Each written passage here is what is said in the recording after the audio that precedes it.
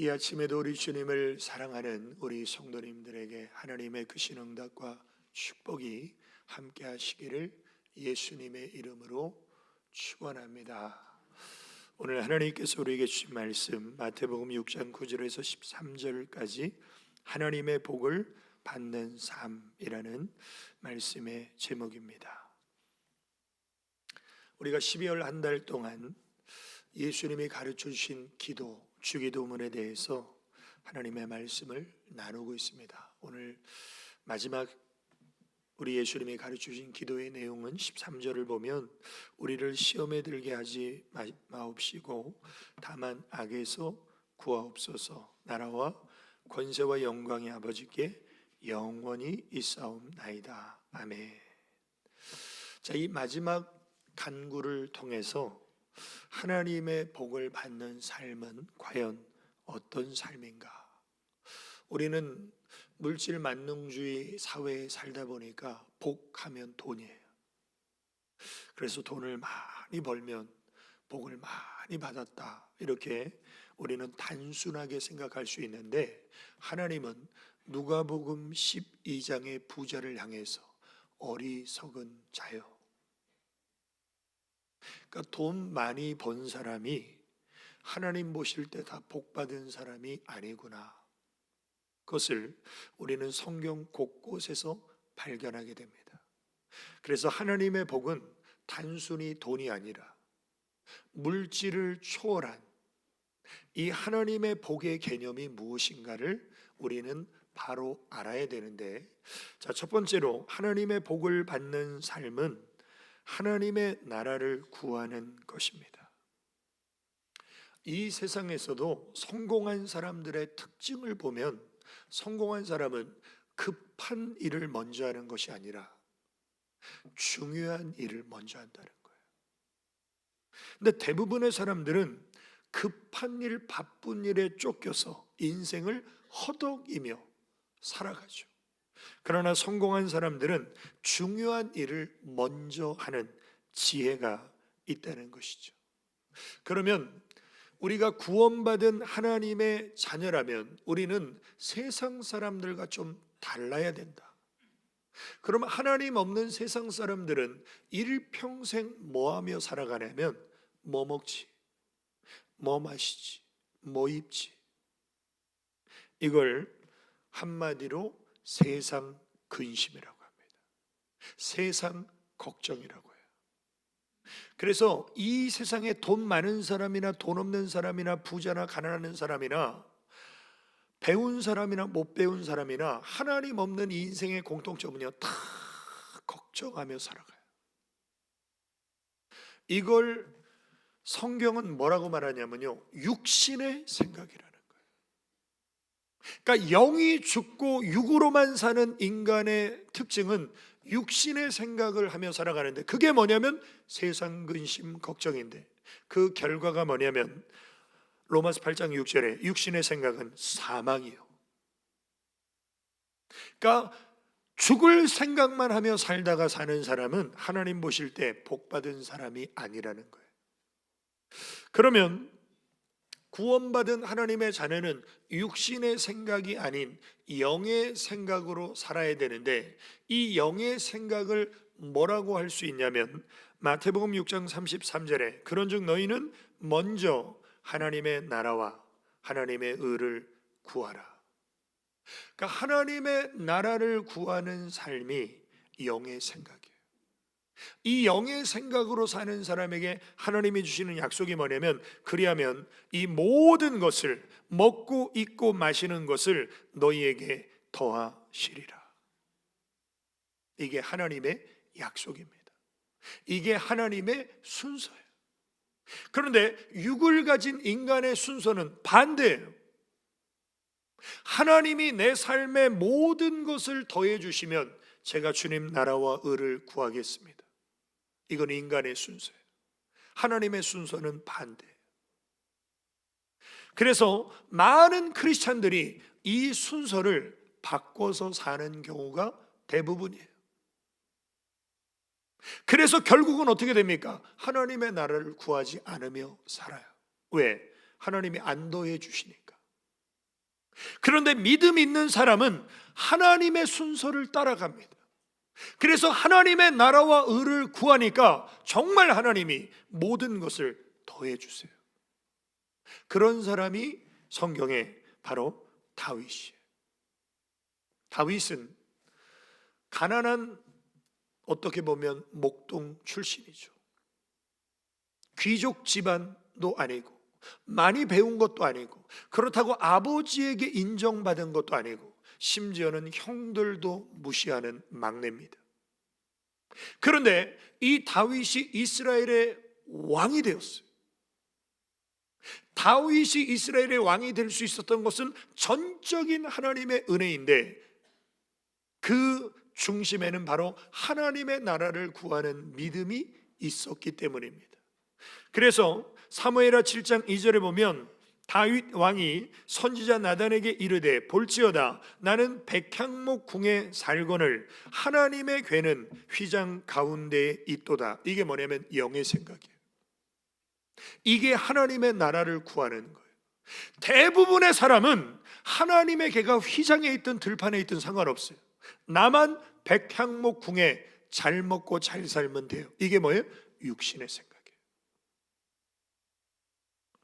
이스라엘 백성들이 하나님의 백성이었지만 그들의 마인드는요, 육신의 생각으로 살았어요.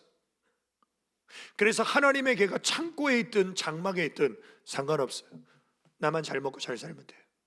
그런데 다윗은 하나님의 궤가, 하나님의 임재를 상징하는 하나님의 궤가 어떻게 휘장 가운데 있을 수 있냐? 장막에 있을 수 있냐? 그래서 내가 성전을 건축해야 되겠다. 이 생각을 아무도 안 했어요. 그래서 하나님이 다윗을 성전을 건축할 수 있는 이스라엘의 왕으로 세워주신 거예요. 우리가 성경에 하나님 앞에 쓰임받은 인물들을 가만히 보면 이 사람들은 대부분 영의 생각으로 산 사람들이에요. 이새의 아들 중에 한 명을 내가 왕으로 세울 것이니 너는 가서 기름을 부어라. 사무엘에게 하나님이 명령하십니다. 그래서 사무엘이 어떻게 보면 그 당시에 왕이 사울왕이잖아요. 사울왕이 있는데 사무엘이 다른 사람에게 왕의 기름을 부은다. 죽을 수도 있어요. 그런데 사무엘이 어떻게 합니까? 목숨을 걸고 가는 거, 이새의 집으로. 이새가 막 난리가 났습니다. 이런 귀한 분이 우리 집에 오시다니 맛있는 음식을 준비해라. 그리고 아들들을 불러와라. 그런데 다윗은 남겨놓고 나머지 아들들만 데리고 오죠. 한 명씩 사무엘에게 보냅니다. 근데 하나님의 사인이 아니라는 거예요. 아니라는 거예요. 아니라는 거예요. 데리고 온 아들이 다 아니라는 거예요. 분명히 이새의 아들 중에 한 명을 하나님이 기름 부으신다고 했는데 다 아니라는 거예요. 그래서 사무엘이 이새에게 물어봅니다. 또 사무엘이 이새에게 이르되 내 아들들이 다 여기 있느냐? 이새가 이르되 아직 막내가 남았는데 그는 양을 지키나이다. 사무엘이 이새에게 이르되 사람을 보내어 그를 데려오라. 그가 여기 오기까지는 우리가 식사 자리에 앉지 아니하겠노라. 먼 길을 왔기 때문에 얼마나 피곤하겠어요. 얼마나 배고프겠어요. 그러나 사무엘은 그 막내 아들 데리고 와서 정말 하나님이 기름 부으실 자인가를 내가 확인한 후에 내가 식사하겠다. 이게 뭐예요? 영의 생각이에요. 환난을 만났어도 인내함으로 갑절의 축복으로 인생이 역전됐던 욥이 그 환난을 견딜 수 있었던 원동력이 무엇이었습니까? 이렇게 고백합니다. 내가 그의 입술의 명령을 어기지 아니하고 정한 음식보다 그의 입의 말씀을 귀히 여겼도다. 이게 영의 생각이에요. 이게 하나님의 나라를 구하는 믿음이에요. 대부분의 사람은요, 밥 먹고 합시다. 먹는 게 우선이에요. 그러나 믿음으로 사는 사람은요, 하나님의 나라, 영적인 일이 우선입니다. 그래서 제가 학생 때 수련회 가면요, 꼭 식사 요절이 있어요. 그래서 선생님들이 요절을 이렇게 할 때 굉장히 지혜롭게 아침은요, 짧은 구절이에요. 왜? 애들 밥맛이 없으니까. 그리고 점심 저녁은요 긴 구절을 해요. 배고프니까 그거 외워야 먹을 수 있잖아요, 밥을. 그런데 그 중에서 안 외우는 애들이 있어요. 나 성경 안 외워, 차라리 밥을 안 먹어. 이게 뭐예요? 육의 생각으로 사는 학생들이에요. 영적인 사람은 하나님의 말씀을 암송하고 밥도 맛있게 먹는 거예요. 왜 우리가 영의 생각으로 하나님의 나라를 구하는 믿음으로 살아야 됩니까? 결과가 엄청나게 다르기 때문에. 육신의 생각은 사망이라면 영의 생각은 생명과 평안입니다. 내가 영의 생각을 할수록요 하나님의 생명이 내 안에서 약동하고 하나님의 평안이 내 마음에 충만해요. 그러나 육신의 생각, 세상 근심을 하면 할수록 그 영혼은요 죽어가는 거예요. 자, 그래서 육신의 생각, 세상 근심과 영의 생각이 어떻게 또 다른 것인가? 고린도후서 7장 10절에 보면 하나님의 뜻대로 하는 근심, 이게 영의 생각이에요. 이게 하나님의 나라를 구하는 믿음이에요. 후회할 것이 없는 구원에 이르게 하는 회개를 이루는 것이요. 하나님의 뜻대로 하는 근심이 무엇입니까? 우리가 2019년 오늘 마지막 주일인데 한 해를 뒤돌아볼 때 내가 하나님 더 기쁘시게 해드려야 됐었는데, 더 내게 주신 직분과 사명에 내가 충성스러운 삶을 살았어야 되는데 내가 그렇게 살지 못했네.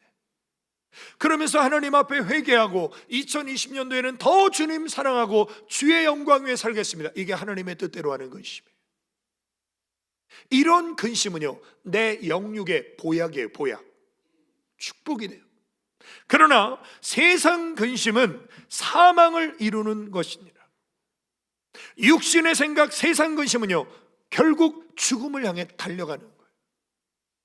그래서 오늘 우리 사랑하는 모든 성도 여러분, 내가 구원받은 하나님의 자녀라면 육신의 생각, 세상 근심을 십자가 밑에 내려놓고 영의 생각으로 하나님의 나라를 구하는 믿음으로 살아가시기를 주님의 이름으로 축원합니다. 두 번째로, 하나님의 복을 받는 삶은 하나님의 자녀된 권세를 누리는 것입니다. 왜 하나님이 우리를 사랑하시고 도와주시고 보호해 주시고 우리에게 복을 주실까요? 간단합니다. 우리가 하나님의 자녀이기 때문이에요. 하나님 아버지께서 하나님의 자녀를 복 주시는 것 당연하죠. 그러면 우리가 어떻게 하나님의 자녀가 될 수 있었습니까? 예수님을 영접했기 때문에. 그럼 예수님을 영접한다는 것은 어떤 의미가 있냐면, 요한복음 1장 12절에 예수님을 영접하는 자, 곧 예수님의 이름을 믿는 사람에게는 하나님의 자녀가 되는 권세를 주셨으니. 자, 우리가 예수님을 영접한다는 것은 다른 말로 하면 예수님의 이름을 내가 믿는 거예요. 예수님의 이름은 자기 백성을 저희 죄에서 구원할 자이십니다. 그러니까 예수님은 나의 구원자이십니다. 이걸 믿으면 예수님을 영접한 거예요. 그리고 예수님을 영접한 자에게는 하나님의 자녀가 되는 권세가 주어져요. 이 하나님의 자녀가 되는 권세가 뭐냐면 바로 예수님의 이름입니다. 내가 하나님의 자녀가 됐다면 내 안에 예수님의 이름이 있음을 증명하시는 분이 바로 성령님이에요. 왜 성령님이 우리 안에서 예수님의 이름이 있음을 증명하시는가? 성령님은 예수님의 이름으로 오시기 때문에.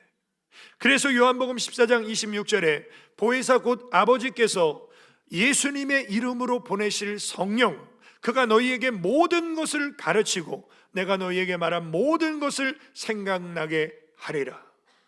그러니까 예수님의 이름으로 오신 성령님이 내 안에 내주하시면 하나님의 말씀이 믿어지고 깨달아지고 생각나게 되는데, 하나님의 말씀에 약속이 있어요. 그 약속이 뭐냐면 요한복음 14장 14절에 내 이름으로 무엇이든지 내게 구하면 내가 행하리라. 이게 우리 예수님이 직접 하신 말씀이에요. 여기서 내 이름이 무엇입니까? 예수님의 이름이죠. 예수님의 이름으로 우리가 무엇이든지 주님께 구하면 주님이 행하신다는 거예요. 결국 기도는 내가 하지만 기도의 응답과 역사는 하나님이 하시는 거예요. 기도하는 나는 연약하고 부족하지만 우리의 기도를 행하시는 하나님은 완전하시고 강하신 하나님이에요. 이 하나님의 약속을 믿는 사람은 기도해요. 못 믿는 사람은요, 기도 안 해요.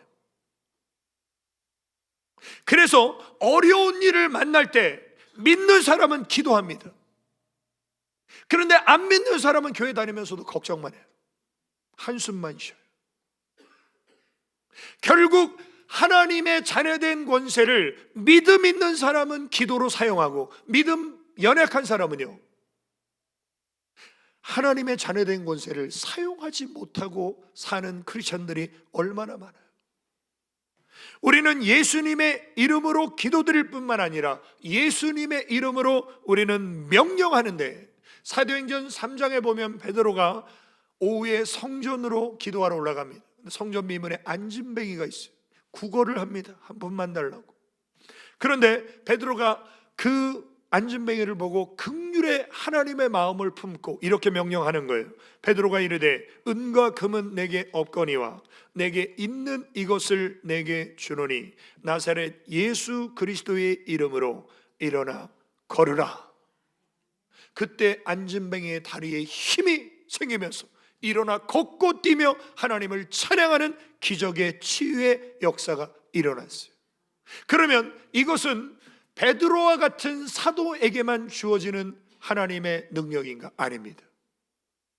오늘 모든 그리스도인에게는, 성령 받은 하나님의 자녀에게는 예수님의 이름에 권세가 있어요. 그리고 그 권세를 하나님은 우리가 믿음으로 사용하기를 원하십니다. 어제 인터넷 뉴스에 보니까 요즘에 이 산에 멧돼지들이 이렇게 출몰해서 그 멧돼지들을 어떻게 보면 좀 포획하기 위한 어떤 60대 분이 멧돼지에 받쳐서 죽으셨어요. 근데 그 멧돼지가 보통 200kg라고 합니다. 그러니까 200kg 되는 멧돼지를 맨몸으로 싸워서 이길 수 있는 사람이 어디 있겠어요? 부딪히면 그냥 중상이나 죽는 거예요. 그런데 그 멧돼지를 이길 수 있는 건 뭐예요? 총이 있죠. 총으로 멧돼지를 명중시키면요 200kg 되는 멧돼지가 그냥 꼬꾸라져 버려요. 마찬가지로 우리는 원수 마귀를 이길 수 없어요. 연약해. 그러나 총과 같은 예수님의 이름의 권세가 우리에게 있으면 우리는 그 권세를 믿음으로 사용할 때 원수 마귀가 한 길로 왔다가 7길로 도망가요. 그런 하나님의 자녀된 권세와 능력을 우리가 믿음으로 사용하기를 하나님은 원하신다는 거예요. 그래서 골로새서 3장 17절에 또 무엇을 하든지 말에나 일에나 다 주 예수의 이름으로 하고 하나님의 능력을 힘입어 하나님 아버지께 감사하라. 그러니까 우리가 예수님의 이름으로 기도하고 명령하며 사는 사람은요 하나님의 능력을 힘입게 돼요. 그래서 감사하는 인생을 살게 돼요. 그러나 우리가 교회를 다녀도 내 힘과 내 능력으로 내 노력으로 사는 사람은요 반드시 인생의 한계에 부딪혀서 낭망하고 절망하는 인생을 살 수밖에 없다는 것이죠. 그래서 오늘 우리 성도님들 2019년도도 우리가 하나님의 은혜로 살아왔지만 다가오는 2020년도에는 무슨 말을 하든지 무슨 일을 하든지 하나님의 자녀된 권세인 예수님의 이름을 사용해서 하나님의 능력을 힘입는 한 해가 되시기를 주님의 이름으로 축원합니다. 세 번째로 하나님의 복을 받는 삶은 하나님께 영광을 돌리는 것입니다. 오늘을 살아가는 사람들의 인생의 목적이 무엇입니까? 부자 되는 것입니까? 장수하는 것입니까? 출세하는 것입니까? 자식을 잘 키우는 것입니까?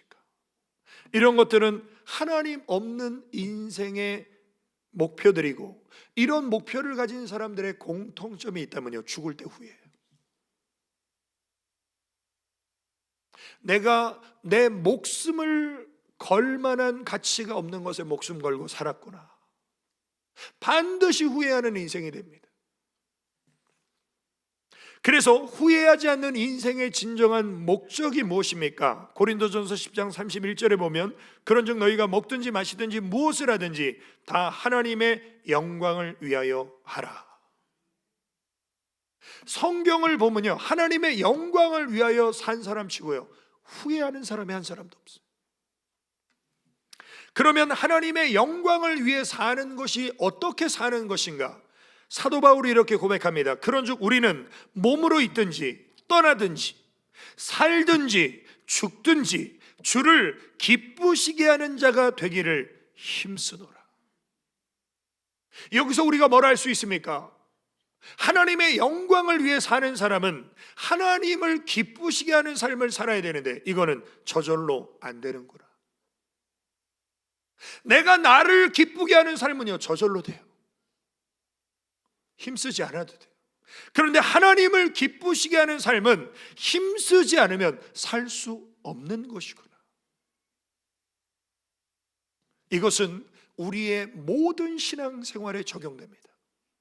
내가 어떤 사명을 감당하든 어떤 봉사를 하든 중요한 것은요, 하나님의 기쁨이 되는가, 하나님의 영광을 돌리는가. 예를 들면 찬양을 부르기는 쉬워도 찬양을 올려드리기는 어려운 것입니다. 우리가 음정과 박자를 맞춰서요, 찬양을 부르는 건 쉬워요. 그러나 내 마음 중심에서 하나님 앞에 영광을 돌리고 하나님의 기쁨이 되기 위해서 그 찬양이 내 신앙의 고백이 되어서 하나님 앞에 올려드리는 찬양은 아무나 못해요. 그리고 그런 찬양은 하나님께 영광이 돼요.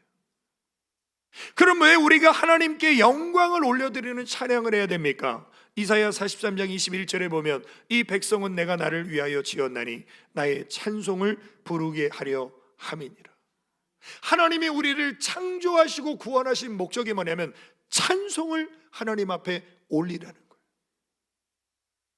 또 우리가 예배 가운데 하나님의 말씀을 들을 때 하나님 말씀이 맞습니다, 믿습니다, 옳습니다, 이게 뭐예요? 아멘이죠.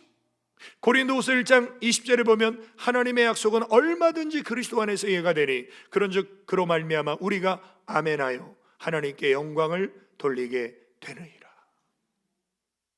그러니까 우리는 언제나 하나님의 말씀 앞에 아멘, 그렇습니다, 그 말씀대로 될 줄 믿습니다, 이게 하나님의 영광을 돌리는 삶이고, 또한 우리가 삶 속에 감사하며 살 때 그것이 하나님께 영광이라고 그랬죠. 어려운 일을 만나도 불평하고 원망하면 마귀를 기쁘게 하지만 감사하면 하나님께 영광이 된다. 그래서 나병을 치유받고 돌아온 한 이방인이 예수님의 발 앞에 엎드려서 감사드릴 때 주님이 이렇게 말씀하십니다. 예수께서 대답하여 이르시되 10사람이 다 깨끗함을 받지 아니하였느냐? 그 9은 어디 있느냐? 이 이방인 외에는 하나님께 영광을 돌리러 돌아온 자가 없느냐? 감사는 하나님께 영광을 돌리는 삶이라는 거예요. 왜 감사가 하나님께 영광을 돌리는 것이라고 그랬습니까? 감사는 하나님의 뜻이기 때문에. 범사에 감사하라, 이것이 그리스도 예수 안에서 너희를 향하신 하나님의 뜻이니라. 그러니까 내가 하나님의 뜻대로 살면 하나님의 영광을 돌리는 거예요.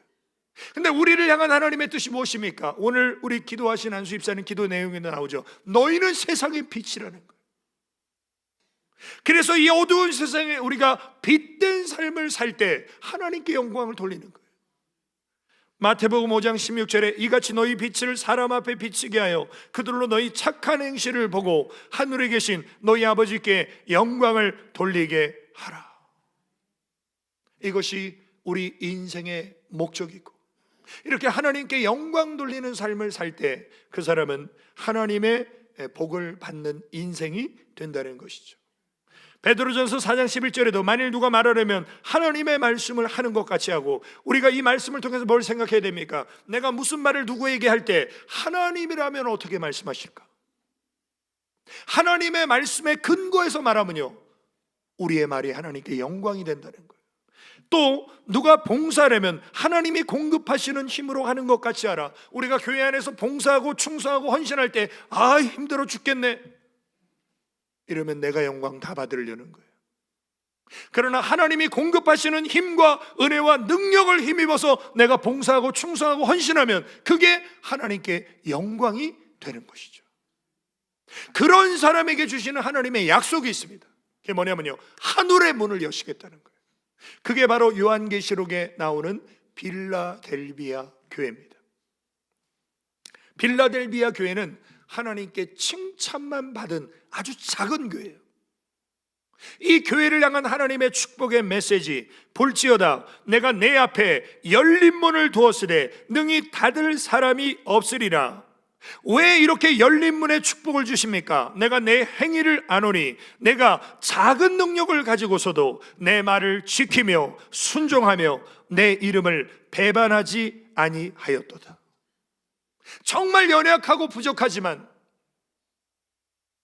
하나님 사랑하기에 주님 말씀을 지키고 하나님 사랑하기에 믿음의 정절을 지킨 이 빌라델비아 교회에게 하나님이 하늘의 문을 여시겠다는 거예요. 오늘 우리 성도님들, 2020년도에는 내 인생의 목적이 하나님의 기쁨, 내 인생의 목적이 하나님께 영광을 돌리는 삶을 통해서 정말 하늘의 열린 문의 축복이 임하는 한 해가 되시기를 주님의 이름으로 축원합니다. 결론입니다. 하나님의 복을 받는 삶은 예수님이 가르쳐 주신 삶의 원리를 기도로 실천하는 것입니다. 우리는 주기도문을 통해서 하나님이 우리가 어떻게 살기를 원하시는지 알았어요. 하나님의 영광을 우리는 드러내야 되고 하나님의 뜻을 이루어야 되고 하나님의 도우심을 날마다 받아야 되고 하나님의 보호 속에 살아야 되고 하나님의 복을 받는 삶을 우리는 사는 것이 주기도문의 내용인데, 우리는 너무 잘 알지만 그렇게 사는 게 결코 쉬운 일이 아니에요. 그렇게 하나님의 뜻을 아는 대로 다 산다면요, 다 좁은 문 들어갈 수 있겠죠. 하나님의 뜻을 우리가 아는데 그 뜻대로 살기가 어렵기 때문에 하나님은 우리에게 뭐라고 하시는 거예요? 기도하라는 거예요. 기도해서 하나님의 능력, 하나님의 지혜, 하나님의 은혜를 공급받아야만 자기 십자가를 지고 좁은 문으로 들어갈 수 있고, 그런 사람에게 하나님의 보호와 하나님의 도우심과 하나님의 인도하심이 함께 하신다는 거죠. 결국 우리 믿음 생활의 결말은 무엇입니까? 베드로전서 1장 9절에 보면 믿음의 결국 곧 영혼의 구원을 받음이라. 우리가 하나님의 뜻대로 살아가는데 고난받을 수 있어요. 하나님의 뜻대로 살아가는데 어려움을 만날 수 있어요. 시험을 만날 수 있어요. 믿지 않는 사람보다 더 어려운 환경에 처할 수 있어요. 그러나 중요한 것은 우리의 소망과 우리의 결말은 내 영혼이 구원받는 것, 내 영혼이 하나님의 품 안에 안기는 것, 이것이 오늘 우리가 예수 믿는 믿음의 결말이라는 것입니다. 그래서 스데반 집사님은 복음 전하다가 돌에 맞아 순교했어요. 어떻게 보면 집사님이니까 사도들의 가르침을 따라서 교회 안에서 봉사 충성했으면 됐는데, 이 스데반 집사님은 막 가슴이 너무 뜨거우니까 견딜 수 없어서 나가서 복음 전하다가 공회에 잡혀서 사람들에게 돌에 맞아 죽습니다. 인간적으로 얼마나 비참한 죽음이에요. 그런데 이 집사님이 순교할 때 주님을 향한 마지막 간구의 내용을 우리는 주목해야 되는데, 그 내용이 뭐냐면 그들이 돌로 스데반을 치니 스데반이 부르짖어 이르되 주 예수여 내 영혼을 받으시옵소서. 오늘 우리는 나그네 인생길이에요. 이 세상을 우리는 반드시 떠나야만 돼요. 근데 우리가 이 세상 떠날 때 내 몸 안에서 내 영혼이 빠져나옵니다. 이 영혼을 주님이 받아주시는 사람이 있고 마귀가 끌고 가는 사람이 있어요. 이 영혼을 주님께 의탁하는데 예수님께서 내가 너를 도무지 알지 못하겠다, 이런 사람도 있어요. 교회 다니는 사람 중에. 근데 스데반 집사님이 순교할 때 우리 예수님이 보좌에서 일어서셔서 스데반 집사님을 향해서 기립박수를 치시죠. 잘했다 스데반아, 올라와라. 이게 가장 성공적인 인생을 산 사람이고, 이게 가장 복을 받는 삶이라는 거예요. 세상 사람들은요, 건강하게 장수하고 돈 많이 벌면 야, 저 사람 부럽네, 복 받았네, 그러죠. 그러나 하나님이 말씀하시는 복의 1순위는 돈이 아니에요, 건강이 아니에요, 명예가 아니에요. 하나님이 말씀하시는 복의 1순위는요 영혼입니다. 요한 3서 1장 2절에 보면 사랑하는 자여 내 영혼이 잘된 같이 내가 범사에 잘되고 강건하기를 내가 간구하노라. 이게 하나님의 복의 순서예요. 하나님의 첫 번째 복은요 영혼이 잘 되는 거예요. 오늘 사랑하는 성도 여러분, 2019년 한 해를 돌아보면서 내가 이전보다 하나님을 더 가까이 하는가? 내가 이전보다 하나님과의 관계가 더 친밀한가? 그분은 영혼이 잘 되는 복을 받으신 분이에요. 그러나 내가 이전에는 참 기도 많이 했는데, 이전에는 내가 하나님 말씀 참 많이 묵상했는데, 내가 이전에는 예배도 참 구분해서 잘 드렸는데 올 한 해를 돌아보니 내가 그렇게 못했네. 그러면 하나님과 나와의 관계가 좀 멀어진 거예요. 2020년도에는 정말 하나님의 복의 1순위, 하나님과의 관계가 더 가까워져서 영혼이 잘 되는 한 해가 되시기를 예수님의 이름으로 축원합니다. 우리 기도 드리시겠습니다. 아버지 하나님, 크신 은혜와 사랑을 감사를 드립니다. 우리가 정말 하나님의 복을 받는 삶은 하나님의 나라를 구하고 예수님의 이름의 권세를 믿음으로 사용하고 하나님을 기쁘시게 하는 삶을 사는 것이기에 살든지 죽든지 주님께 영광을 돌리게 하여 주시고 내 영혼이 하나님 앞에 받으실 만한 깨어있는 영혼이 잘되고 날마다 새로워지는 복을 2020년도에 받아 누리게 하여 주옵소서. 예수님의 이름으로 기도 올리옵나이다. 아멘.